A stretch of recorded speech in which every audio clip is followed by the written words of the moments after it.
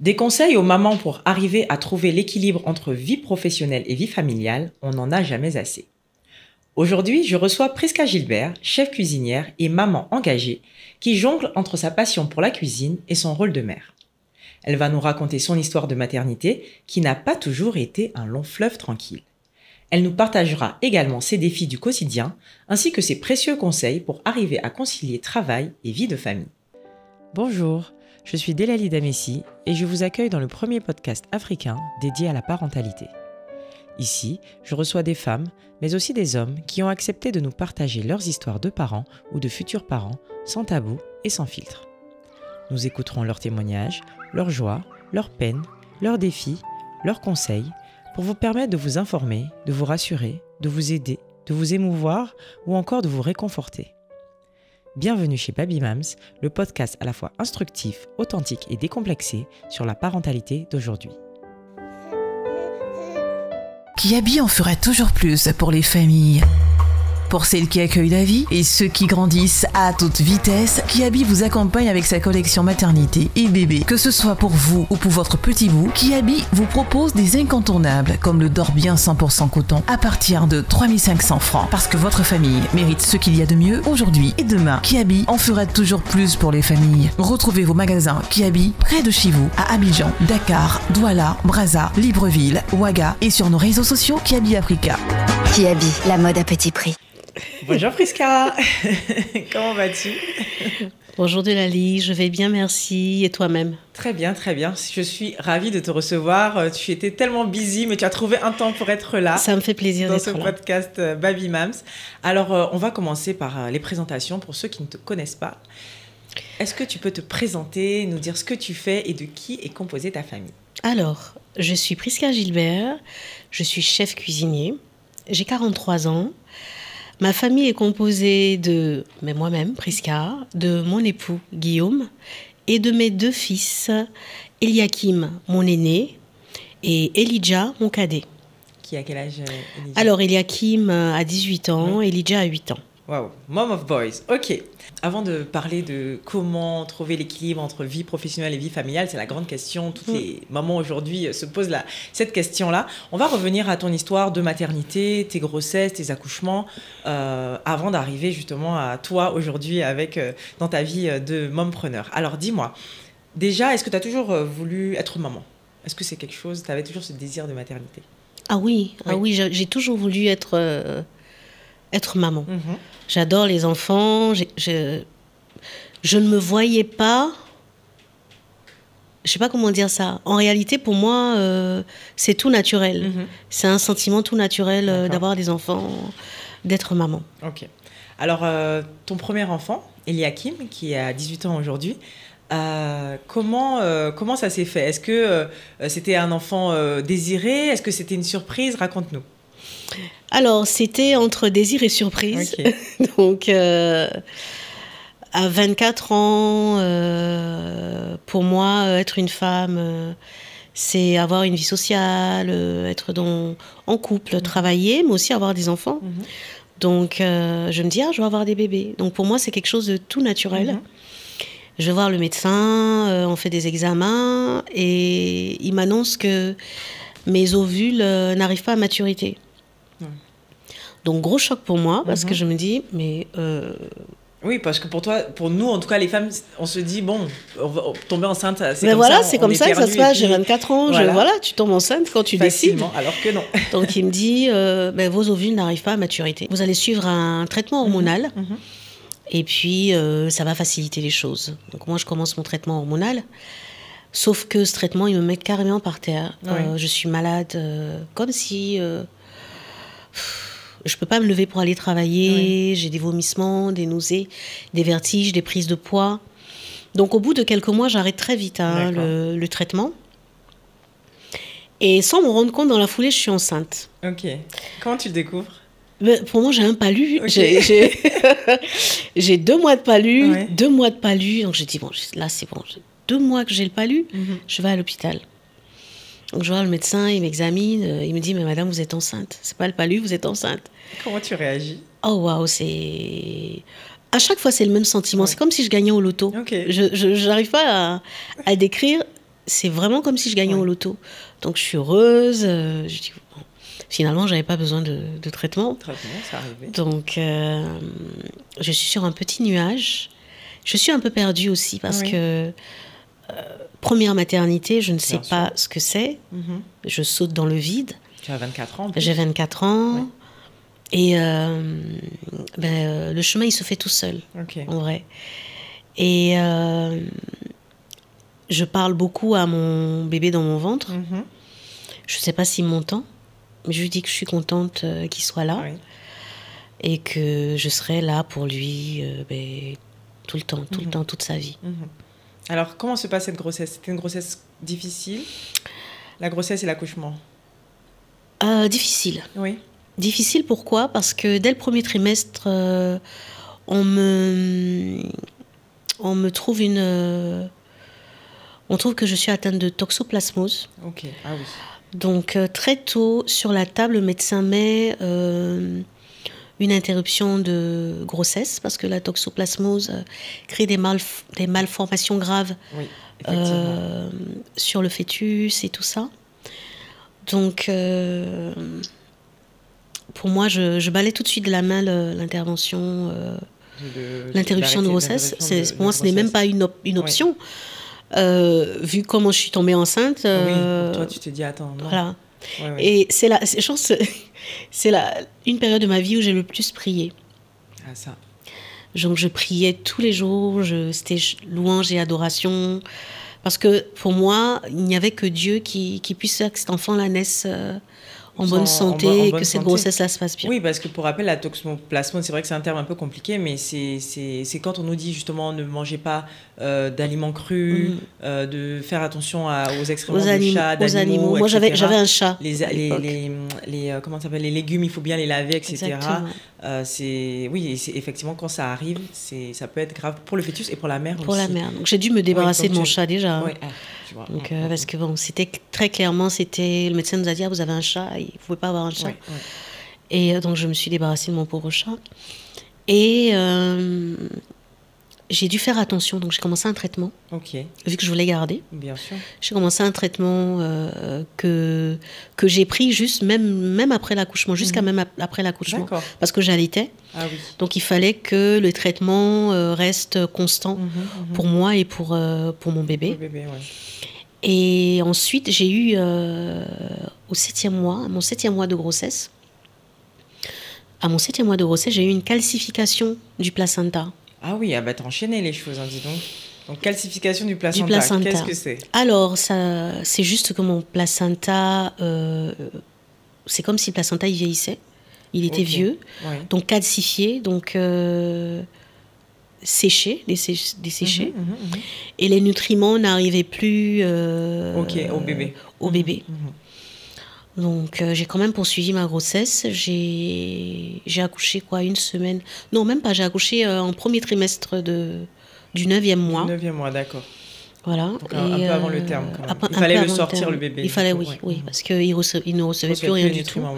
Donc, c'était un suivi constant. D'où l'importance du suivi prénatal. On ne le dira jamais assez. C'était un suivi constant. C'était plutôt des échographies en 3D pratiquement tous les mois, toutes les 3 semaines. Vérifier si le cœur de l'enfant bat correctement. Donc, première chose après l'accouchement, quand on m'a pris mon bébé, c'était vérifier ses yeux, le cerveau, vérifier que tout allait bien à ce niveau-là. Et après, le premier trimestre après l'accouchement aussi, pareil. Donc, visite chez le pédiatre, examen pour vérifier encore que tout allait bien. Tout allait bien. Dieu a fait ce qu'il fallait. Oui. Tu as tellement loué et prié que ça a marché. Donc, tout allait bien, en très bonne santé. D'accord. Et est-ce que tu travaillais à cette période-là ou tu avais arrêté de travailler? Je travaillais à cette période. Comment tu conciliais tout ça? Justement, je n'étais pas chef cuisinier à cette période. D'accord. Donc, je travaillais à cette période, je travaillais pour un employeur, je bossais dans la com, j'étais en agence de com. Et c'était des horaires de bureau habituels. J'étais moins sur le terrain. Et ça se passait relativement bien. Et après ma grossesse, je suis rentrée de plein pied dans mon rôle de maman. Je voulais être vraiment la maman parfaite, veiller à tout. Oui. Et surtout que j'avais une grossesse difficile. Oui. Je pense que toutes les mamans le font. Je ne dormais pratiquement pas. Je vérifiais à chaque fois si mon bébé respirait. Oui. Et c'était incroyable. Et même pour reprendre le travail, je me souviens, j'avais du mal. J'avais du mal en fait à le laisser à une nounou. Oui. Et j'ai eu du mal à reprendre le travail. Mais il fallait. Il fallait, oui. Donc je suis repartie, mais j'étais tout le temps au téléphone, j'appelais,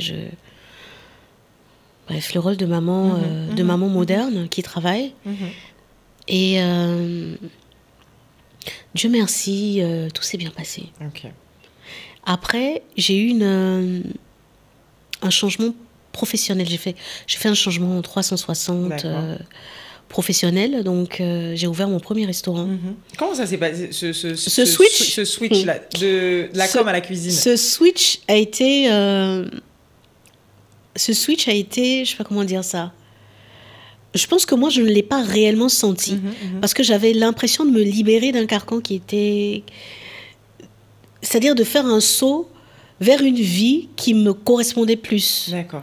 Mais tu as toujours été passionnée de cuisine? Oui, toujours. J'ai toujours cuisiné. Okay, d'accord.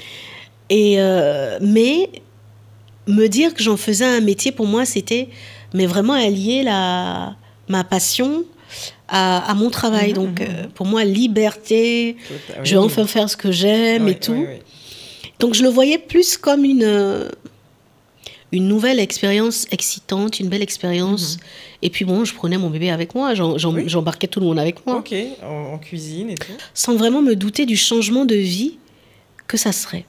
Okay. Donc j'étais totalement inconsciente. Ok. Je l'avoue. Tu es rentrée dedans comme ça. Je suis rentrée dedans. Et j'ai porté mon bébé avec moi. Donc il était en cuisine. Quand il n'était pas à l'école, je le récupérais. On était ensemble en cuisine. Il était en salle. Il a grandi littéralement dans mon premier restaurant. Il passait de table en table, voir les clients, ça va, tout s'est bien passé, vous avez bien mangé. Donc il était déjà intégré dans ton quotidien. Voilà, il était vraiment dans mon quotidien, parce que avec mon aîné, même avec le deuxième, on a une relation très fusionnelle. Ce sont des fils à maman. Je suis vraiment... Maman. Non, ce sont des fils à maman. Je suis une mère poule et je les prends partout avec moi. Ok. Donc, les courses, tout, on était ensemble. Quand il n'est pas à l'école, il est avec moi. Et on est partout, en fait. Et il s'est très vite adapté. Oui. Il est rentré. Cette nouvelle vie, ce changement, il s'est très vite adapté. Il voyait bien que maman travaillait tous les jours, 24 heures sur 24. Je ne rentrais pas aux heures habituelles. Donc, j'essayais de passer du temps avec lui quand je le déposais à l'école, quand je le récupérais, que je le gardais avec moi au restaurant. Et le soir, par contre, il ne me voyait pas rentrer. Quand je le dépose, je l'embrasse, je suis partie. Il ne me voyait pas rentrer le soir. Il était déjà couché, déjà endormi. Est-ce qu'il t'a déjà reproché ça? Est-ce que vous avez eu des discussions par rapport à ça? Est-ce que ça lui manquait? Non, tu gérais ça? Non, il ne l'a pas dit. Si ça lui manquait, il ne m'en a pas parlé. Parce que j'essayais, comme je te dis, j'essayais vraiment d'être là tout le temps, à tout moment. J'étais là pour les anniversaires, j'étais là pour toutes les dates importantes, j'étais là pour les rendez-vous à l'école, j'étais là pour toutes les rentrées, j'étais là pour les fêtes d'école, j'étais là tout le temps. Oui, donc tu arrivais à t'organiser de façon à ce qu'ils ne sentent pas trop... oui. Que maman travaillait beaucoup. Oui. Il était au travail avec moi. Voilà. Et c'était mon premier bébé. Mon premier restaurant, c'était mon premier bébé. Donc,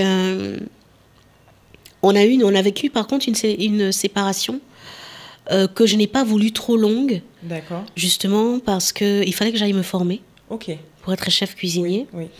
Et je ne pouvais pas partir trop longtemps. Pour lui et même pour mon restaurant qui était déjà ouvert.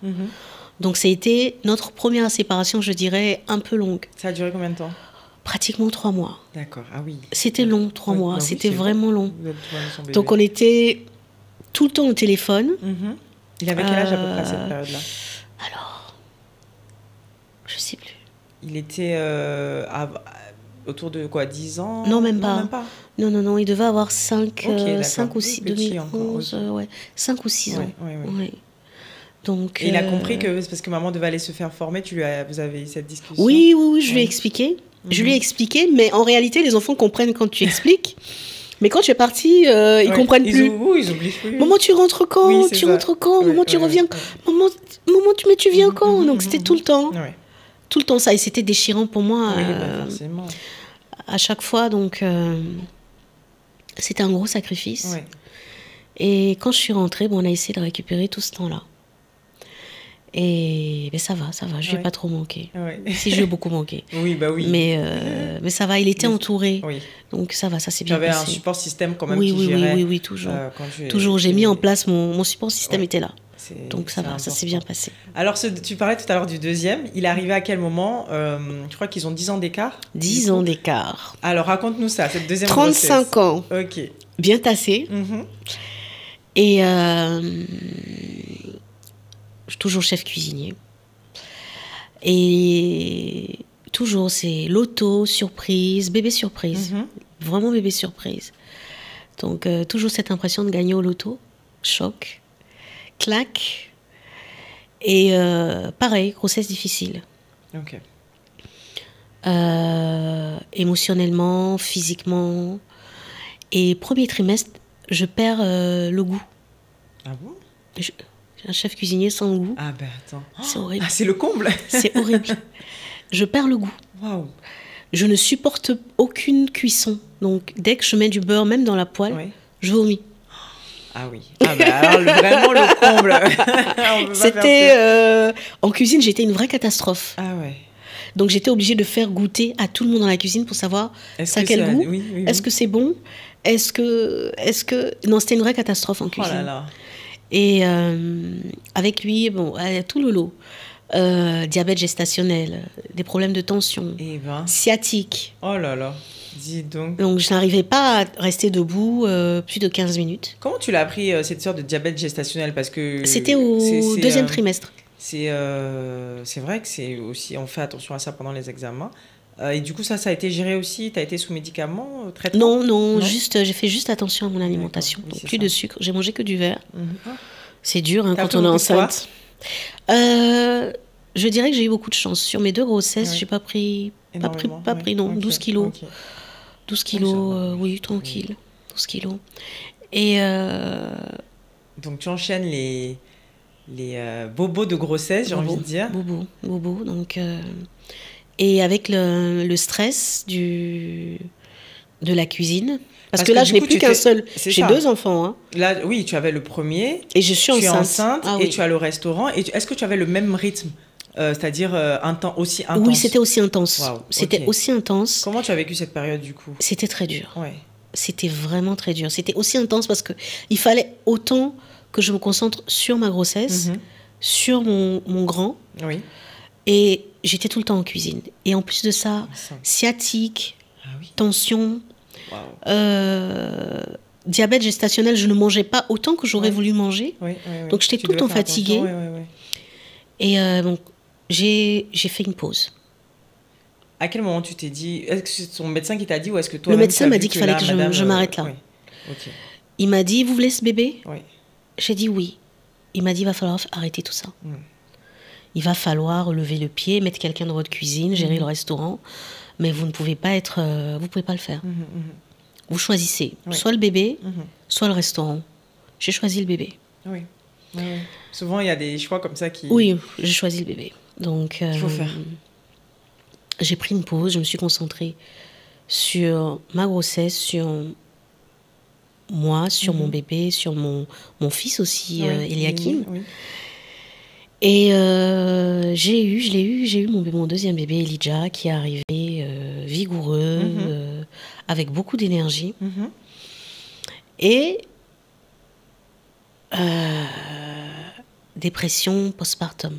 Ah, la fameuse dépression postpartum. C'est-à-dire, c'est vrai qu'on en parle De plus en plus, hein. Avant, on ne savait même pas ce que c'était. Mais on ne savait pas ce que c'était. On savait même pas ce que c'était. Et de plus en plus, maintenant, les femmes, enfin, on arrive à mettre des mots là-dessus. Donc, tu avais, c'était ta première fois, du coup? Non, c'était ma deuxième fois. Ah, ok. La première fois, c'était avec ma première grossesse. C'était mon premier fils. C'était moins long. Et surtout, parce que tu as le baby blues qui intervient juste après c'était le baby grossesse. Blues. Voilà, donc ça dure pas vraiment. Et la dépression postpartum, c'est quand ça continue dans le temps. Donc c'était un baby blues avec le premier. Okay. Je ne savais, j'étais perdue. Je ne savais pas, oui, je savais pas quoi faire, comment faire. J'étais fatiguée, j'avais subi une épisio. Oui. Je savais pas. J'étais complètement perdue. Comment est-ce qu'on allait, donc baby blues. Et ça n'a pas été long. Oui. Ça n'a pas été long. J'avais ma mère à mes côtés pour m'expliquer un peu comment faire. Par contre, pour mon deuxième, j'ai accouché en France. Ma mère n'était pas là. Okay. Et puis, il y avait aussi la dépression hivernale saisonnière. Donc, il faisait froid. Oui, tu n'étais pas dans ton confort, tout était gris, chaleur. Tout était gris. J'ai quitté la chaleur de la Côte d'Ivoire et tout. Oui. Donc, j'étais un peu décalée. Et puis, j'avais aussi tous ces bobos-là. Pendant l'accouchement aussi, j'avais eu quelques désagréments. C'est quoi qui t'a le plus fatiguée, justement, après l'accouchement? Après l'accouchement, c'est que... En France, c'est pas comme... Bien sûr, on n'est pas... J'étais entourée, j'avais ma tante et tout. Mais tout le monde va travailler. C'est ça. Tout le monde, comme on dit, tout le monde va travailler, t'es seule avec ton bébé. T'avais Eliakim aussi avec toi? Non, il restait à Abidjan. Okay. Donc c'était une deuxième séparation, mais il avait compris que sa mère était malade, et qu'il fallait qu'elle prenne soin d'elle et tout. Donc c'est pour ça que j'étais partie. Et mais on se parlait tous les jours, tout le temps et tout. Donc il était plutôt inquiet pour moi. Oui. Et donc quand j'ai eu Elijah, je me retrouve toute seule face à mon bébé. Tout le monde va bosser. Il fait froid. Donc, dépression. Une grosse... Là, ça, par contre, j'ai traîné... Je pense que j'ai traîné sur 6 mois. Donc, j'avais envie de pleurer. Oui, mais je ne pleurais pas. D'accord. Wow. Je n'arrivais pas à pleurer. Waouh, oui, ok. Je n'arrivais absolument pas... Bon, je ne suis pas une grosse pleureuse à la base. Oui. Mais je n'arrivais pas à pleurer. Mais je sentais que je n'étais pas bien émotionnellement. Je ne mangeais pas, je ne dormais pas. Et mon bébé, je l'avais tout le temps sur moi. Ok. Parce que c'était c'est comme si tout était gris, mais c'était lui le rayon de soleil. Ah, alors que tu vois, il y en a, elles vont rejeter. Non. Elles rejettent le bébé. C'est comme si tout était vraiment gris, mais lui, c'était mon rayon de soleil. Okay. Parce que je l'avais tout le temps. Okay. Mais c'était difficile de me le prendre. Hein. Ah, ouais. Et tout doucement... En fait, tout doucement, c'est revenu. Qu'est-ce qui a fait que c'est revenu? Est-ce que, alors, à ce moment-là, est-ce que tu sais que tu vis une dépression postpartum? Est-ce que... Non, je ne sais pas. Ouais. En réalité, je me suis dit, c'est un autre baby blues. D'accord, ok. Donc, je commence à me poser des questions quand ça prend un peu plus de temps. Oui. Donc là, je commence à faire des recherches, à checker. J'en parle aussi avec mon médecin qui me suit. Oui. Et c'est là qu'il me dit, il faut sortir un peu. Je dis, mais il fait froid. Il dit oui, mais il faut sortir, il faut vous balader, il faut vous occuper de vous, il faut laisser le bébé à quelqu'un, parce que j'étais pas toute seule, donc il faut laisser le bébé et tout, et puis essayer d'avoir d'autres centres d'intérêt que le bébé. Oui. Voilà. Donc j'ai toujours aimé l'art, donc je faisais le tour des galeries, des musées, des expositions. Quelquefois avec lui ou sans lui, mais je me trouvais des moments à moi. Okay, Parce qu'il m'a dit, si vous n'êtes pas bien, le bébé il le sent et il ne sera pas bien. Oui. Et en réalité, c'est ça qui a créé le déclic. D'accord. Qu'ils me disent, si vous n'êtes pas bien, le bébé il sera pas bien. Vous allez lui transmettre toutes vos émotions et tout ça. Et il ressent tout, les bébés. Et donc je me suis dit, allez, Prisca, je me suis donné des claques. Il faut que tu sois heureuse pour que le bébé soit heureux. Et j'ai commencé à sortir. Et ça t'a sorti de cette état. Et ça m'a sorti de cette dépression. Et donc après, tu rentres avec le bébé. Je rentre, bébé, la famille s'est agrandie. Oui. Donc, il faut tout changer, tout modifier. Justement, tu me parlais en off de ta réorganisation autour. Comment s'est passée cette réorganisation? Alors déjà, fermeture du restaurant. D'accord. Parce que je ne pouvais pas... continuer à... Je ne pouvais pas jongler comme ça, pour ma santé ou pour même moi. C'était même pas possible physiquement. Donc quand je suis rentrée, je souffrais encore de ma sciatique. Oui. Donc j'ai fermé le restaurant. J'ai tout réorganisé. Je suis devenue chef itinérant. D'accord. Donc chef itinérant, c'est pareil, hein, je cuisine, sauf que je ne suis pas dans une cuisine de restaurant. Okay. Je cuisine chez des clients, je cuisine sur des événements, forums, salons. Donc je commence à voyager, mais je peux organiser mes voyages. C'est ça. Et donc je fais ça, et je commence aussi une nouvelle aventure qui concilie ma passion et mon ancienne vie de communicante. Donc je commence à produire et à présenter une capsule culinaire qui s'appelle Miam. Oui. Donc c'est là que Miam est né. Donc avec Miam, je fais mon petit bout de chemin. Ce sont des capsules culinaires qui sont diffusées sur les réseaux sociaux. Je deviens aussi consultante. Je crée du contenu pour la presse, pour la télé et aussi pour le digital, donc pour les médias.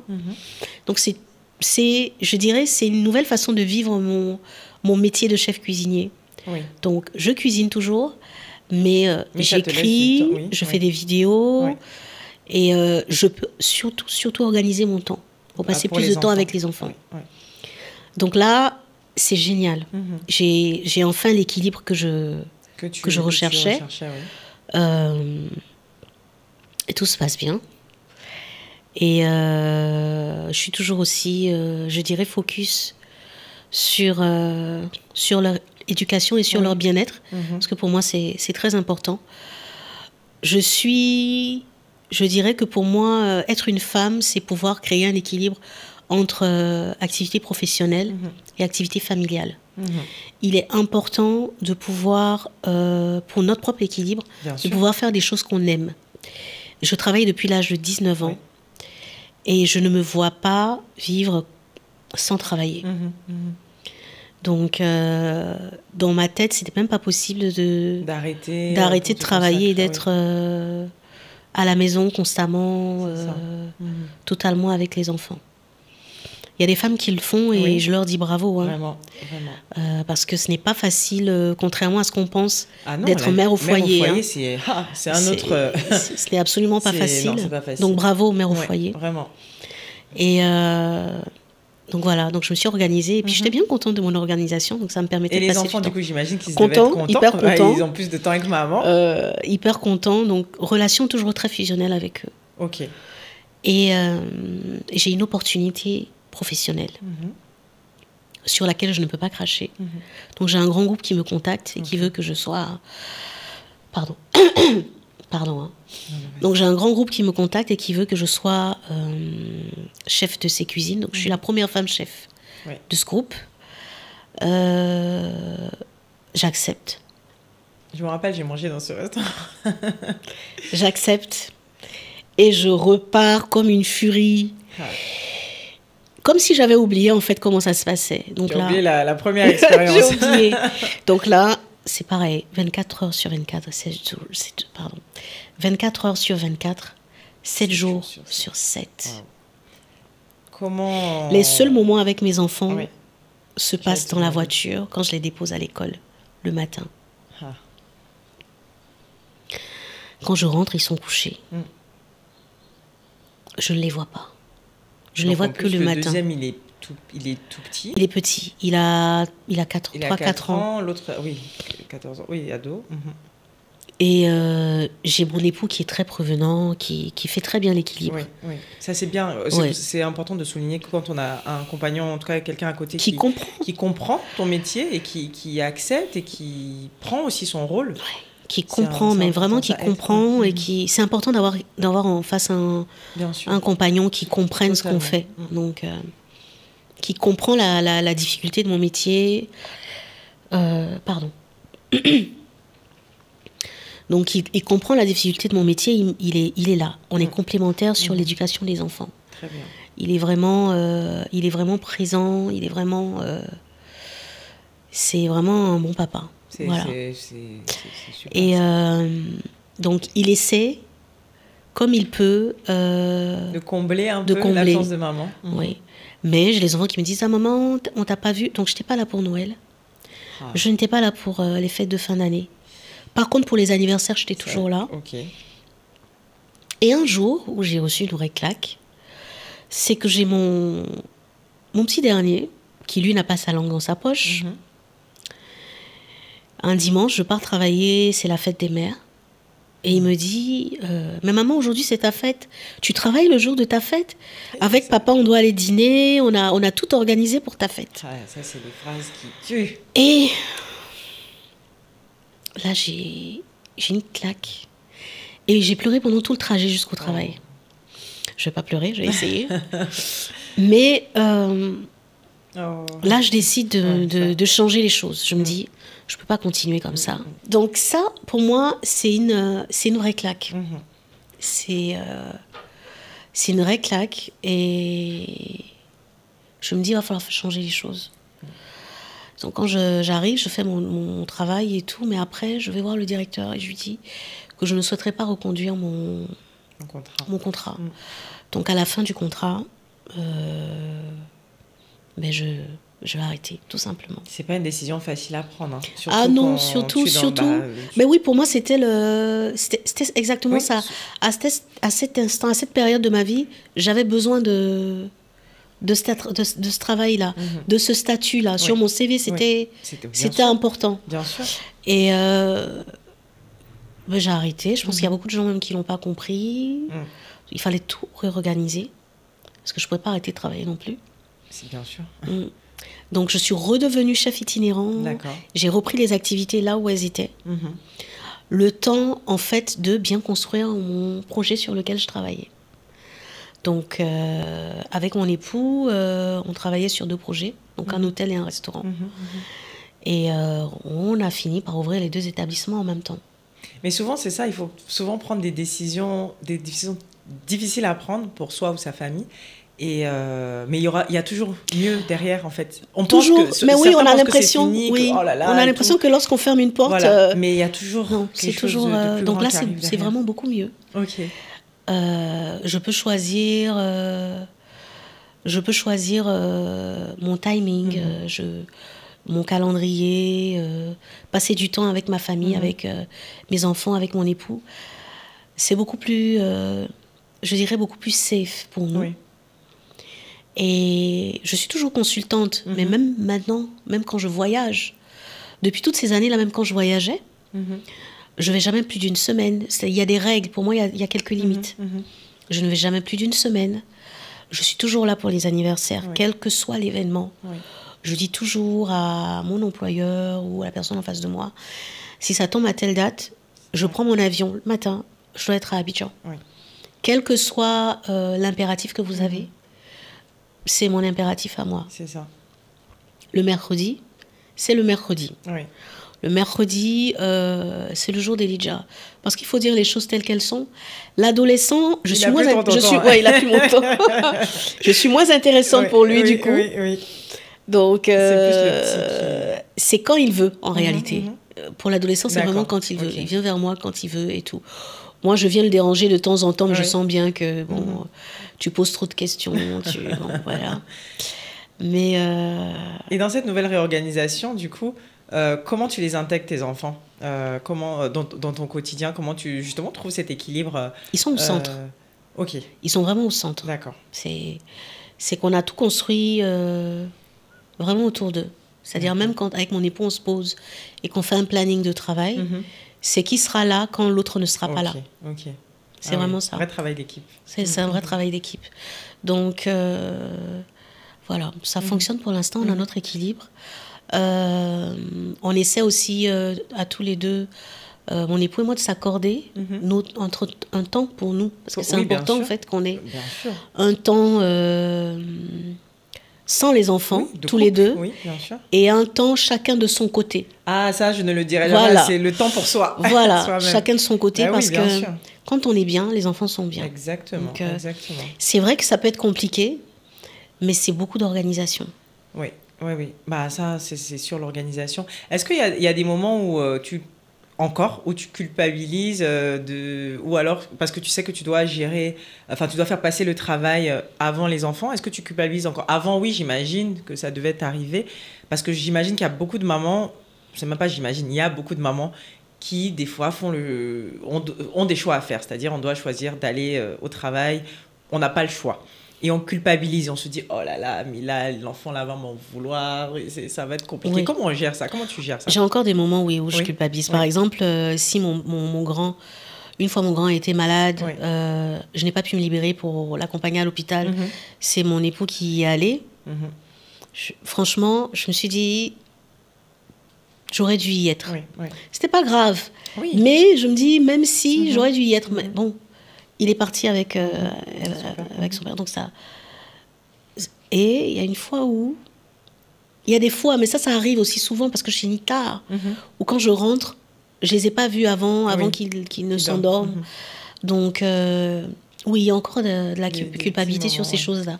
Mais je pense que je suis peut-être la seule à le ressentir parce qu'ils ne m'ont pas fait de réflexion depuis sur ces choses-là. Justement, j'allais te demander, eux, maintenant, comment ils vivent cette réorganisation? Comment ils te voient dans ton métier de chef, cuisinière? Le plus grand a toujours baigné dedans depuis qu'il est tout petit.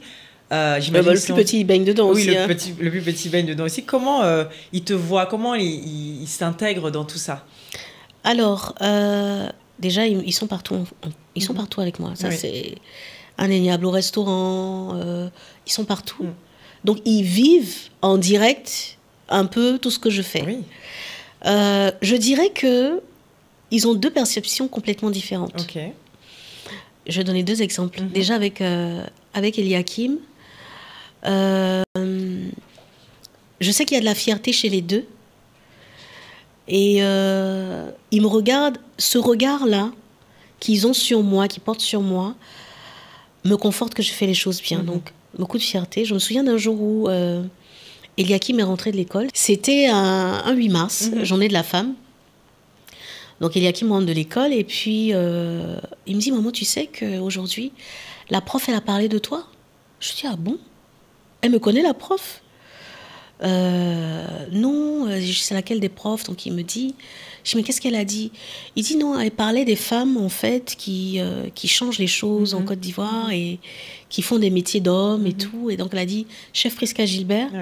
Et mes amis en classe ont dit, ah, mais c'est la maman d'Eliakim, mais c'est la maman d'Eliakim. Je dis, et alors, tu étais comment? Il dit, mais j'étais fière, j'étais vraiment fière. Alors que le tout petit... C'est drôle, en fait. Quand j'arrive à son école, il est très possessif. C'est sa maman. Il ne partage pas sa maman. Il a même du mal à partager sa maman avec le grand. Pourtant, il est arrivé avant lui. Donc, à l'école, quand j'arrive et que ses amis viennent, tata, maman m'a acheté ton livre, j'ai fait telle recette. Moi, Oui, tu y vas. C'est mignon, c'est gentil. Je fais des câlins. Ah, il n'est pas content. Ah non, là... Pourquoi? Ah non, pourquoi en fait? Pourquoi j'arrive? Pourquoi est-ce que tous les autres enfants sont là? Et lui, je dis, mais bon, il dit non, j'aime pas ça, maman, je n'aime pas du tout. Donc, c'est des réactions complètement différentes, mais il y a toujours cette fierté-là qui est là, de maman. Et tu es un modèle pour eux, du coup? Je l'espère. J'espère surtout que je suis un bon modèle. Je pense que s'ils sont fiers, c'est qu'ils voient. Et ça va être... On va arriver vers la fin, justement, avec les conseils. Alors, ma question a deux volets. Déjà, qu'est-ce que ton parcours de maternité et toute cette réorganisation que tu as dû faire dans le travail pour pouvoir équilibrer tout ça, qu'est-ce que ça a développé en toi? Des qualités, des choses que peut-être que la Prisca d'avant n'avait pas et que tu as maintenant, que tu t'es découvert.